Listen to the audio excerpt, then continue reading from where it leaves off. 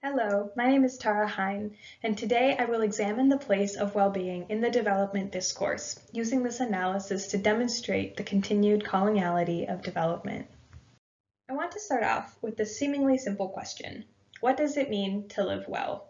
While our answers will vary, many of them will likely revolve around materialism, wealth accumulation, or individual success.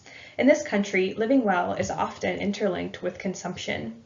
However, I want to draw our attention to the darker underbelly of this reality that tends to get overlooked, that is, the production and extraction necessary for sustaining consumption as we know it. I want you to keep this dynamic in mind as we proceed with this presentation. To understand the coloniality of development, we're going to start off by examining the place of well-being in the development discourse through time. Then we're going to look at the specific manifestations that demonstrate the coloniality of development.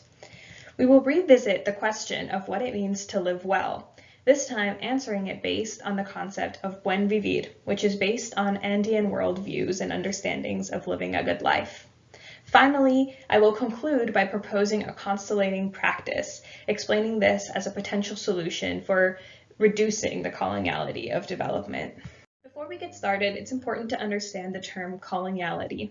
Broadly speaking, coloniality refers to the legacies of colonialism, and this is the sociocultural impacts that colonial power dynamics have even after formal political and economic rule have waned.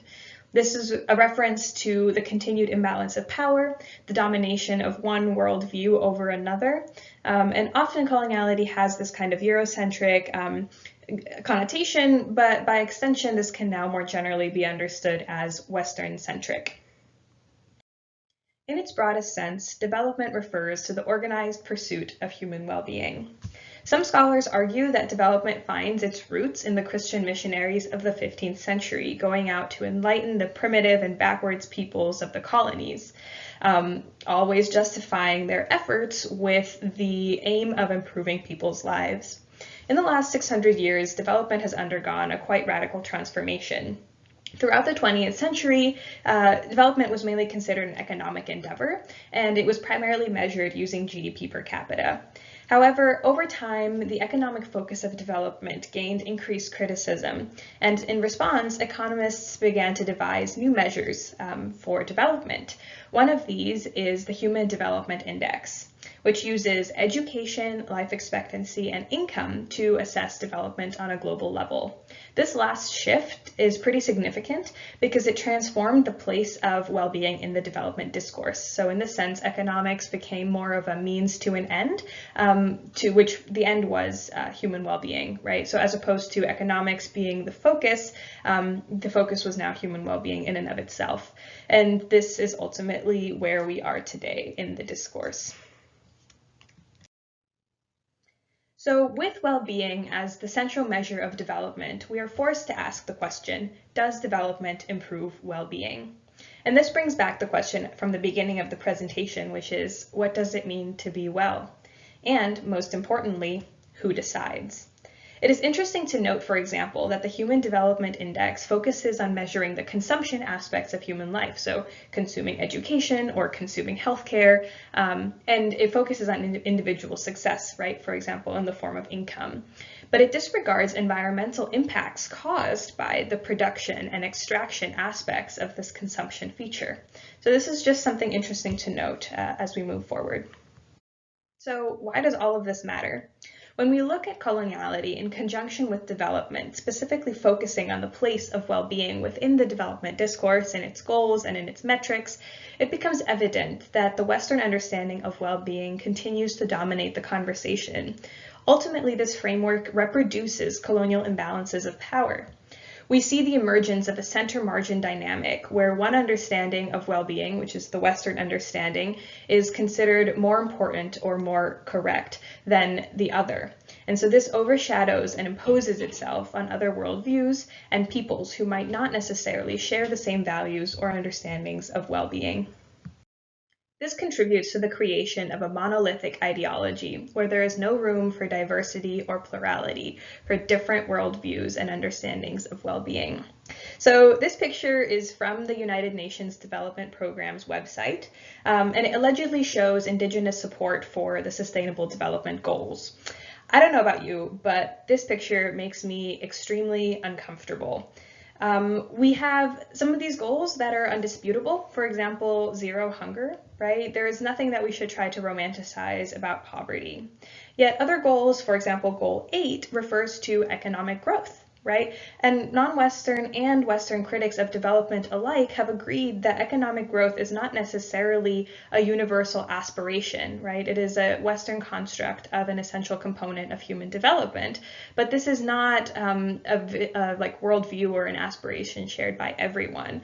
And so in this way, we see how this picture is an embodiment of the coloniality of development, right? Where non-Western peoples are portrayed as avid supporters of Western goals, who are ultimately portraying these goals as a kind of savior, right? But it is worth noting that many of the problems that these goals are attempting to address, like climate change or poverty, would actually not necessarily be, there would not necessarily be a need for it if it wouldn't have been for Western interference, like through colonialism, through a capitalist model, through industrialization, right? So we have peoples who didn't necessarily contribute, right, to climate change, advocating for these goals to prevent climate change while attempting to follow and replicate a Western model of development. This quote by the Maya Quiche anthropologist Irma Alicia Velázquez Nimatu demonstrates how the coloniality of development impacts the communities that it oppresses.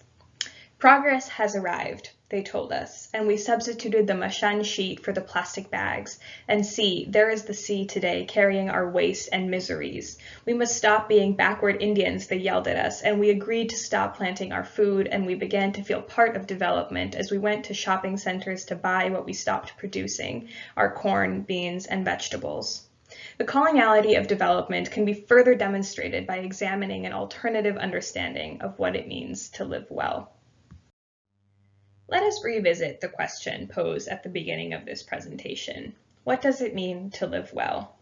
Buen Vivir, or living well, is an incomplete translation of various Andean philosophies which describe a life plan for living well. So it's not entirely comparable to the Western concept of well-being. However, there are some central pillars, some central distinctions between Buen Vivir and well-being that can demonstrate the inherent Westernness of our understanding of what it means to live a good life. So first, within Buen Vivir, nature is seen as a subject of rights.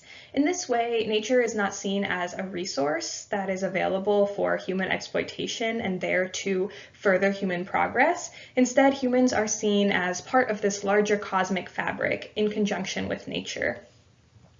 Second, well-being in Buen Vivir is more of a collective endeavor. So instead of idolizing individual success, within Buen Vivir, there is this notion of, yes, I have, you have, I have. And so ultimately, instead of aspiring to live better and in competition with others, it merely promotes this concept of living well. Finally, there's this notion of balance, of living in complementary balance with all forms of existence. So be that nature or other communities or other nations, Buen Vivir advocates for harmonious existence.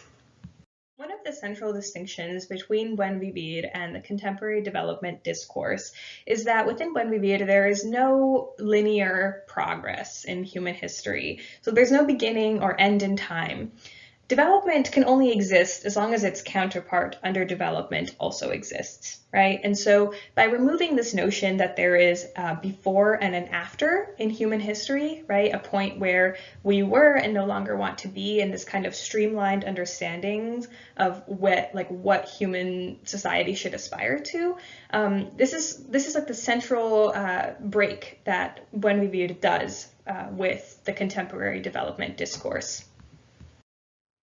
The coloniality of development largely relies on this understanding of there being a linear progress that human history is following. So this is what maintains the hegemonic discourse, right? What sustains this notion that one way of living is valued above another. And so this is a very ignorant perspective to have, right? Because it completely disregards the existence of diversity. And because it values one way of living over another, and one understanding of well-being over another, this is a reproduction of coloniality, where the other is oppressed, as it is considered inherently less valuable. And in and of itself, this model of development is also unable to overcome its own shortcomings, right? Climate change is just the central example of this notion, where if we would have not necessarily followed this streamlined Western understanding of development, we might not be in this situation in the first place, right? If we would have incorporated other worldviews that have warned of this happening, that point out the important connection that humans have with their environment, we might not be in this place, right? So this is sort of the self-destruct aspect of having a monolithic ideology that's unable to account for the complexity of human life. In this way, we can see that a more productive framework for understanding human well-being would be to focus on creating a web of systems and allowing for a dialogue between equals to emerge. This is referred to as a constellating practice and is drawn from decolonial theory, which is this notion that each way of being can have sovereignty and autonomy within itself.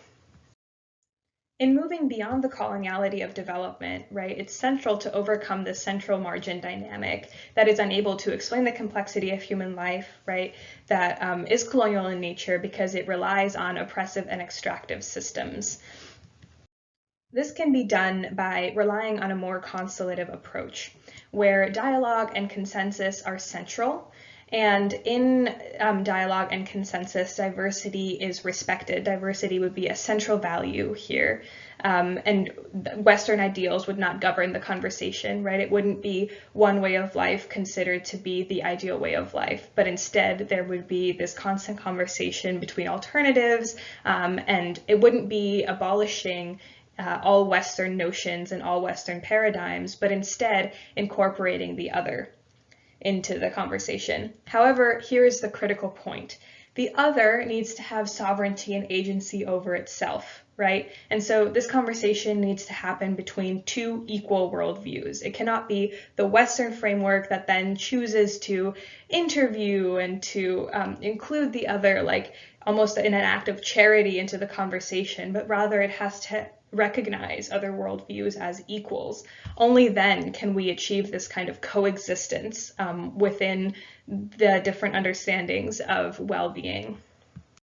I'm going to ask you one more time, what does it mean to live well? I hope that this presentation has been able to shed light on the inherent Westernness of our understandings of well-being and of well-being within the development discourse. On a personal level, though, I want to encourage you to be aware.